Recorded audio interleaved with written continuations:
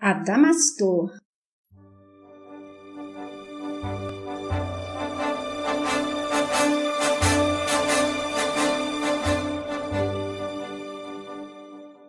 Ícaro redimido.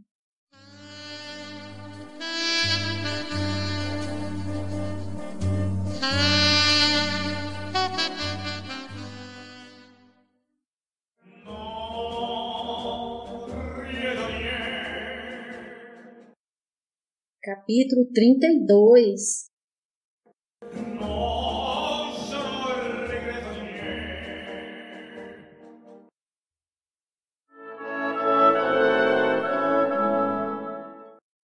Enfim, o trabalho.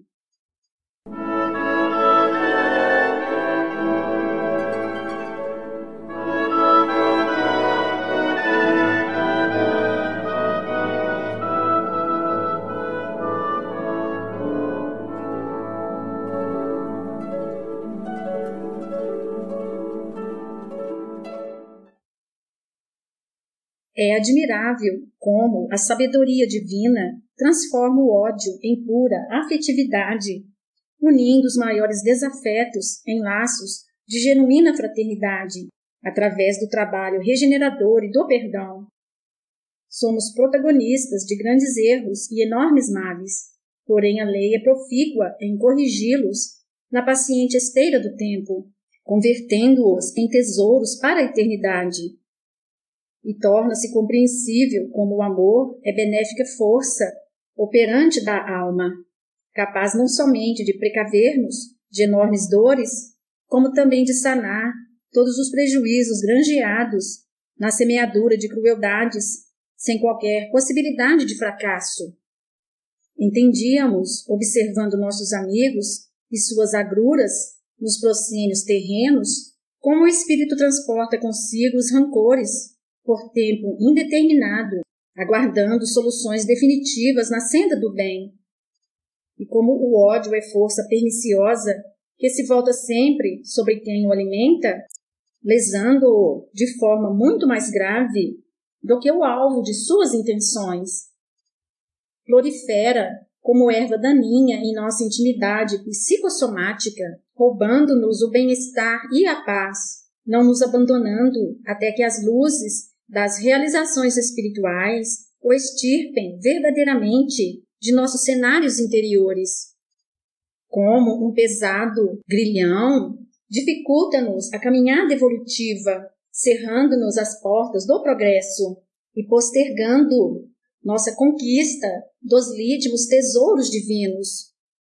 Somente a energia curativa do perdão ou a escola da dor podem saná-lo verdadeiramente, consumindo-se para isso, vastas vezes, largas porções de nossos destinos. São reflexões que nos conduzem a conclusões relevantes e nos fazem calar com sofreguidão todo impulso de crueldade, que ainda teima em dirigir-nos os atos e a habitar-nos as intenções, a fim de nos poupar precioso tempo e dores na própria edificação rumo às supremas realizações do espírito. Heitor se despedira com a promessa de futuro reencontro e não tivemos mais notícia do magno amigo, embora a saudade antecipadamente já nos acuasse o coração no desejo de revê-lo em breve. Certamente outras prementes necessidades o convocavam ao trabalho nos planos superiores e não nos competia retê-lo em nossa colônia, local pouco aprazível para as entidades elevadas. Tampouco nos proporcionou notícias mais concretas de Caterine, certificando-nos de que não era ainda o momento, ou não era mais pertinente retornar à sua história. Alberto acomodava-se finalmente no máximo equilíbrio possível, e suas exasperadas forças psíquicas deixavam paulatinamente seus inadequados extremos para oscilarem em busca da normalidade, encontrando a acalmia necessária ao seu bem-estar. As lições de humildade calaram-lhe fundo na alma, reverberando-se em sua consciência em forma de ensinamentos imorredouros. A bonança, enfim, bafejava suas paisagens conscienciais, aplacando-se as tempestades das imensas culpas e silenciando, em definitivo, suas acerbas angústias. Sem dúvida que ainda havia importantes teores vibratórios remanescentes em seus tecidos perispirituais. Entretanto, doravante, não lhe perturbariam sobremaneira os passos na erraticidade e somente poderiam ser completamente drenados através dos filtros da carne em futura reencarnação. A vida exige-nos perfeição nos moldes estabelecidos pelo Criador. Por isso, a substância divina que nos compõe não pode subsistir, retendo em suas malhas resíduos de desamor e dissonâncias de fragorosas culpas, compelindo-nos às provas e expiações na matéria, até que as virtudes se nos fixem como automatismos natos na precípua aventura de reconstrução de nós mesmos, detendo definitivamente o subjugo aos embalos enfermiços da autodestrutividade ou da supercompensação do eu. Nosso amigo calou o menosprezo a si mesmo, frenando as lamúrias diante dos sofrimentos e inibindo a afanosa busca de inadequadas exaltações para a compensação de sua apoucada personalidade.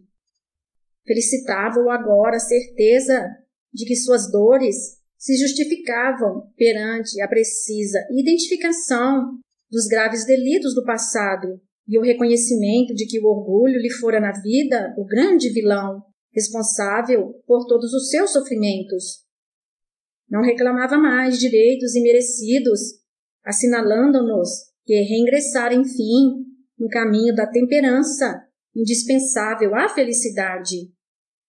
Ciente de suas enormes carências espirituais, perante a nova realidade que vivenciava, desejava agora albergar a mensagem evangélica como norma indispensável para a conquista dos elevados patamares da evolução.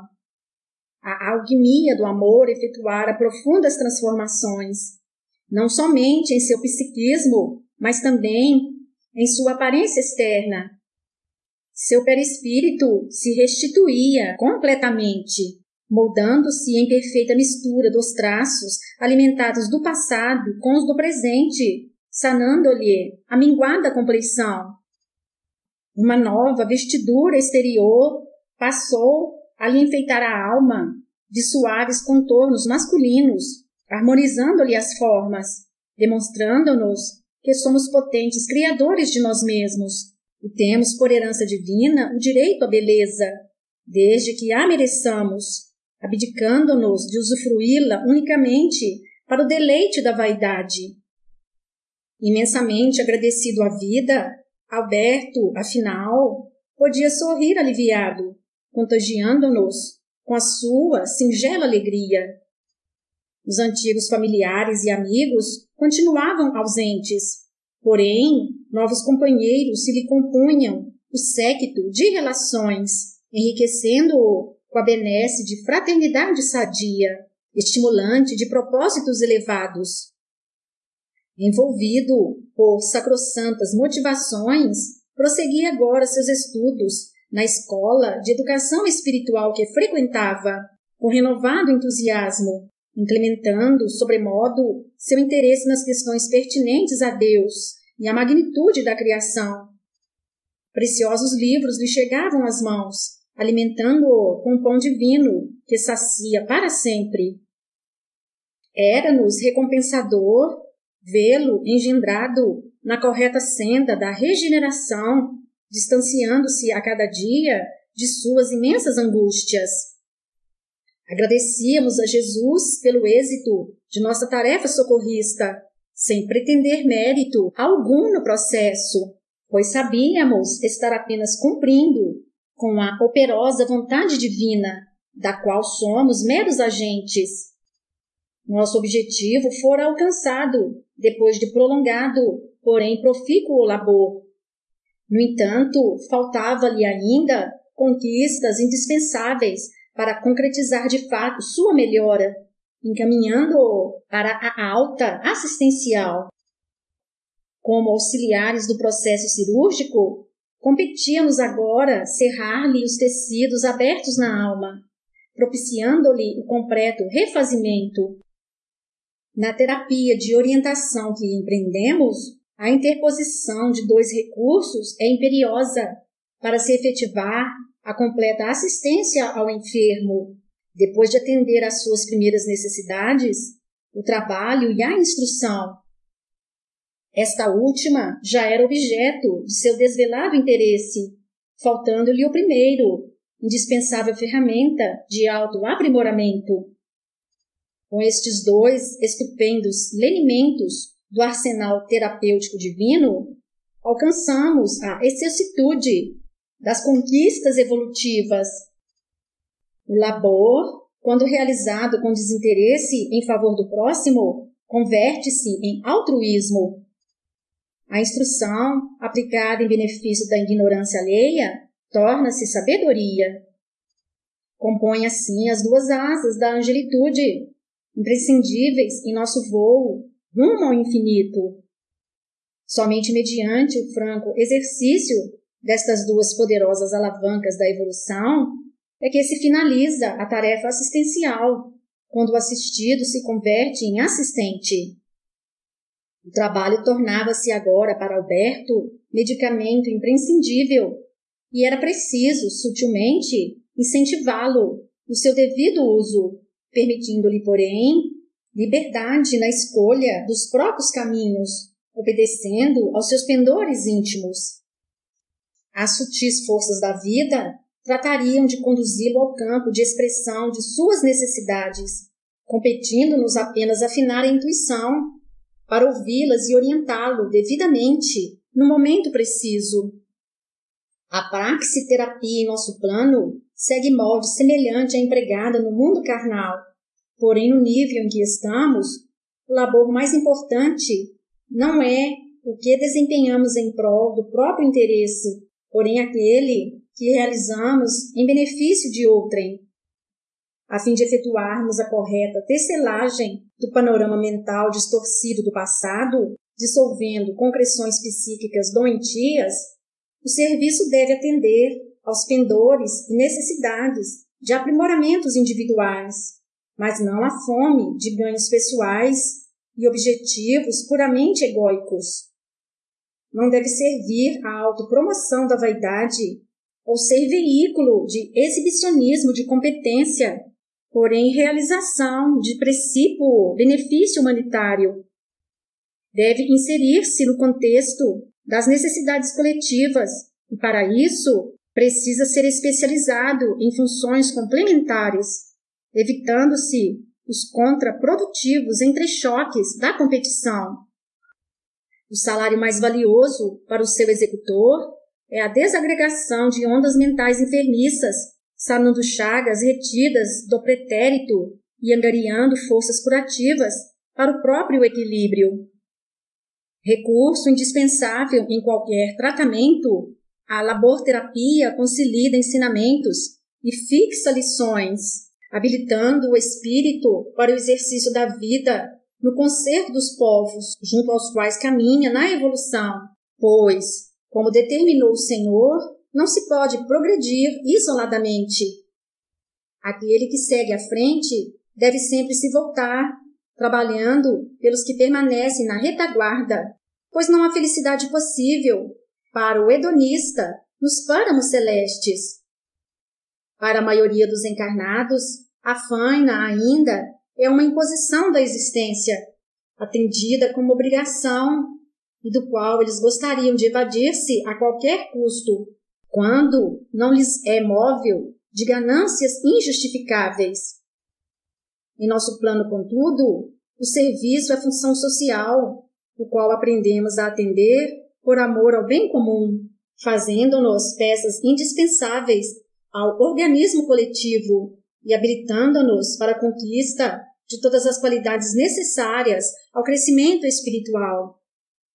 Em decorrência de seus antigos pendores, Alberto frequentemente nos dirigia insistentes pedidos para conhecer nossos veículos voadores, desejoso de estudar-lhes o mecanismo de funcionamento, convencido de que algo poderia fazer para lhes impor reformas e melhorias. Ansiava de fato pelo trabalho e julgava que deveria continuar exercendo sua função no campo da mecânica arquimediana, onde detinha sua vocação, empenhando-se em servir às máquinas das quais sentia a falta. Minha intuição, contudo, dizia-me fortemente que este não era o seu caminho, pois podia sentir-lhe o coração vazio das expressões do afeto, indispensáveis à vivência equilibrada do espírito. Recomendava-lhe que aguardasse pacientemente, pois o destino lhe determinaria o roteiro de atividades e não tardaria a se manifestar, desde que ele estivesse preparado e disposto ao serviço. Competia-lhe por ora estudar, o que devia fazer com empenho e boa vontade. A vida fluía, vicejando oportunidades, permitindo ao nosso amigo enriquecer-se de nobilitantes valores culturais, sedimentando-lhe a sabedoria.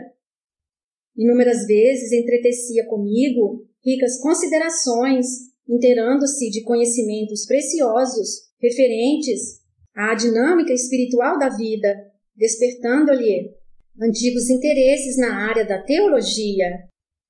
As grandes interrogações que nos premem o existir acossavam-no, excitando-o a salutares perquirições e pesquisas.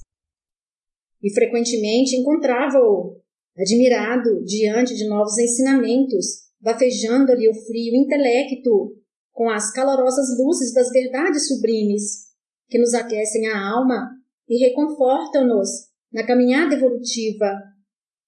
Diluía assim paulatinamente os antigos interesses que trazia da aventura terrena, estendendo os horizontes da mente para além das acanhadas instâncias de outrora.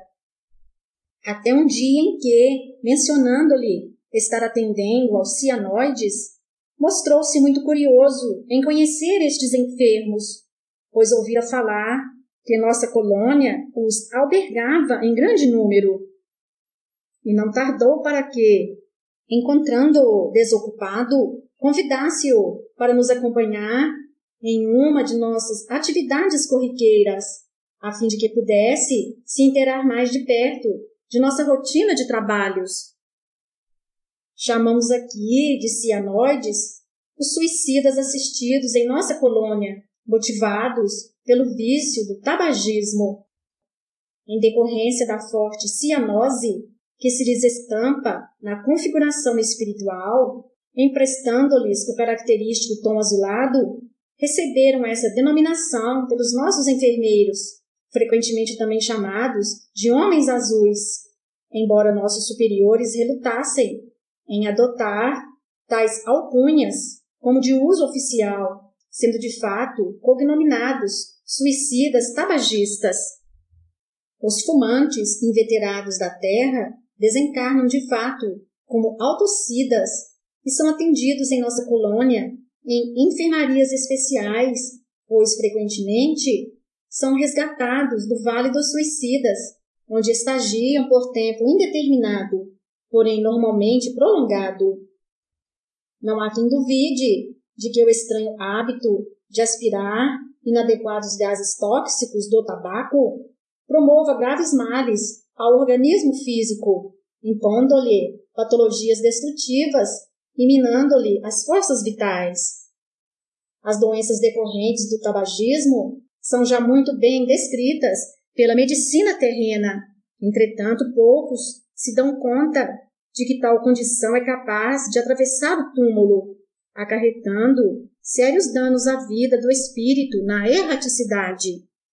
Demandamos importante nosocômio de nossa cidade, como sempre acompanhado de Adelaide e agora de Alberto, que atendia à sua curiosidade em conhecer os estranhos homens azuis. Adentrando a instituição, sempre repleta de trabalhadores e enfermos, dirigimos-nos para o seu subsolo, onde, em local isolado e pouco aprazível, localizava-se a Câmara dos Cianoides. uma grande sala, hermeticamente fechada, permitindo reduzida renovação do ar ambiente, acomoda enorme número deles, trescalando forte e intolerável emanação recendente a tabaco. Necessita-se munir de suficiente autocontrole, pois aqueles que não se habituaram ao estranho vício experimentam fortes náuseas em contato com o ambiente. Adelaide já se achava parcialmente adaptada e eu, como ex-fumante, não encontrava grande dificuldade no local. Alberto, contudo, mesmo advertido do incômodo, exprimia sua natural repugnância, ensaiando náuseas incoercíveis. Máscaras especiais são usadas pelos que assistem estes doentes, a fim de não se contaminarem com suas nocivas exalações, porém não são capazes de completo isolamento, exigindo-se força de vontade para a permanência no local. A necessidade de se manter indivíduos enfermos em tão inóspita atmosfera explica-se pelas exigências patológicas que seus vícios, arregimentados ao longo da vida, impõem às suas delicadas constituições psicossomáticas. Habituados à inalação constante dos venenosos insumos do tabaco, encontram como único e fugaz alívio a permanência em tão insalubre salão, impregnado dos eflúvios pestilentos emanados por eles mesmos, satisfazendo a doentia dependência arquivada no perispírito. Aí permanecem por tempo indeterminado, despendendo valiosas oportunidades da rica vida espiritual, agastados na vivência de aflitivas sensações, algemados às consequências da própria imprevidência. É lamentável e incompreensível a ignorância do homem moderno, deixar-se dominar desta forma por tão ignóbil vício, mesmo ciente dos grandes males que inflige a sua organização. Dirigindo meu olhar para o passado, envergonhava-me perante Deus e a própria consciência por ter sido um deles, entregando-me a tão aviltante e atoleimado prazer. A duras penas suplantara a triste condição e sentia-me compelido a colaborar com os inditosos irmãos da retaguarda, relembrando os benefícios recebidos no passado.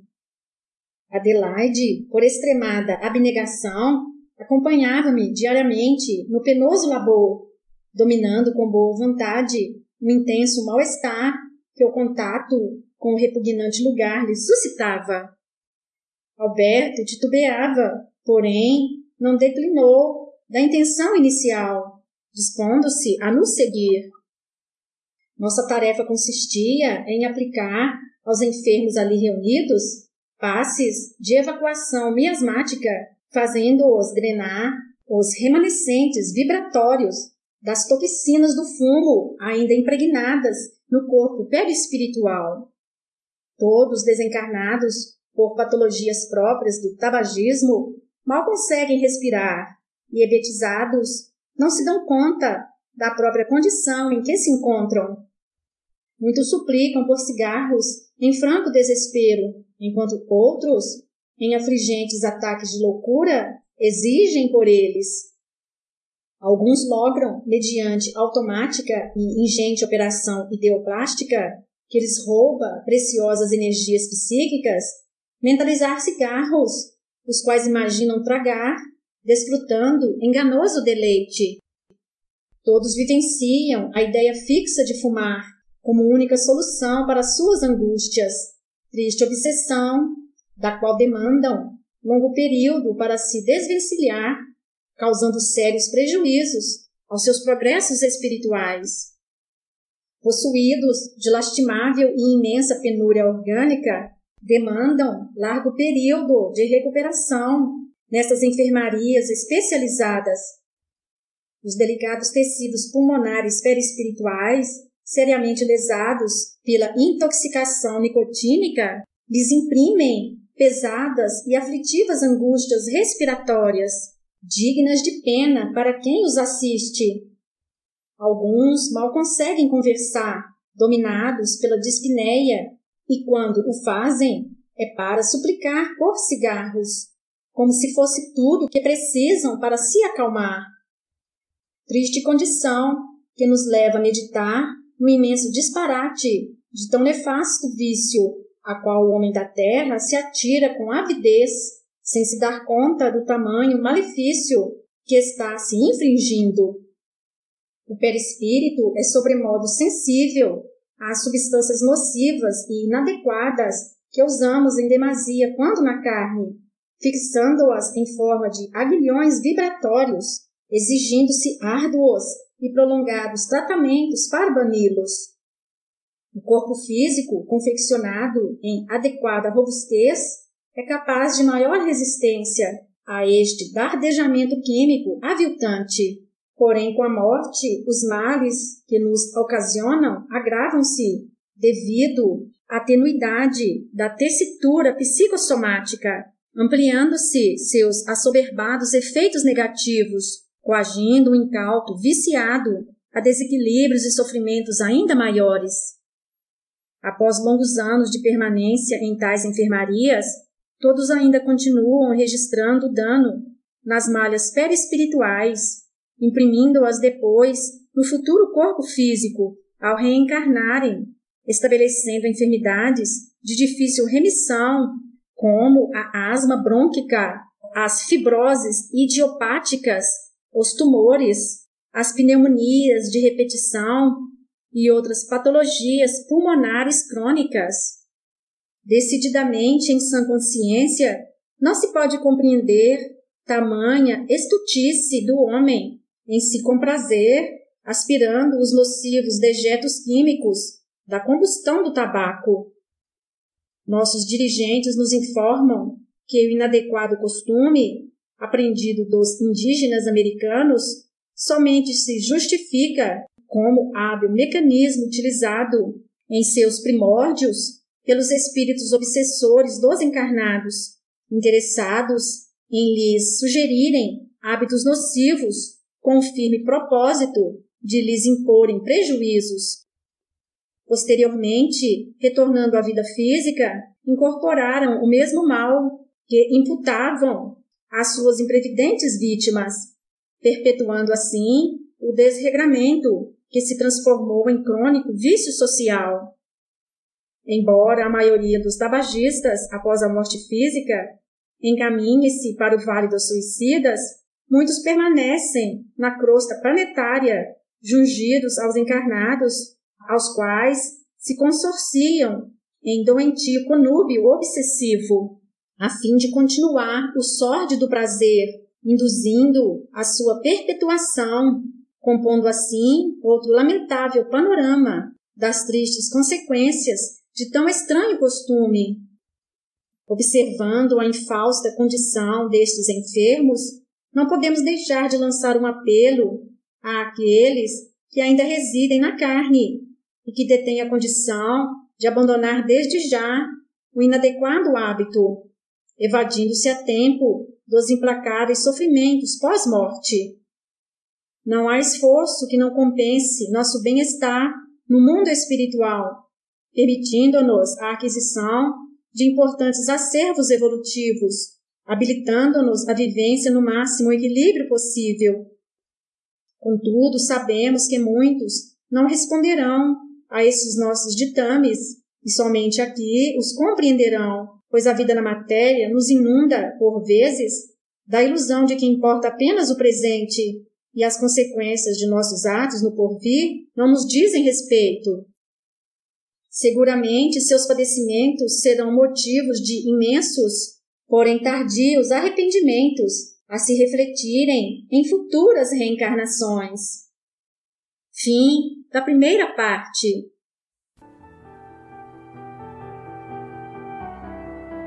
E ele lhes propôs esta parábola, dizendo: Que homem dentre vós, tendo 100 ovelhas e perdendo uma delas, não deixa no deserto as 99 e vai após a perdida, até que venha a achá-la?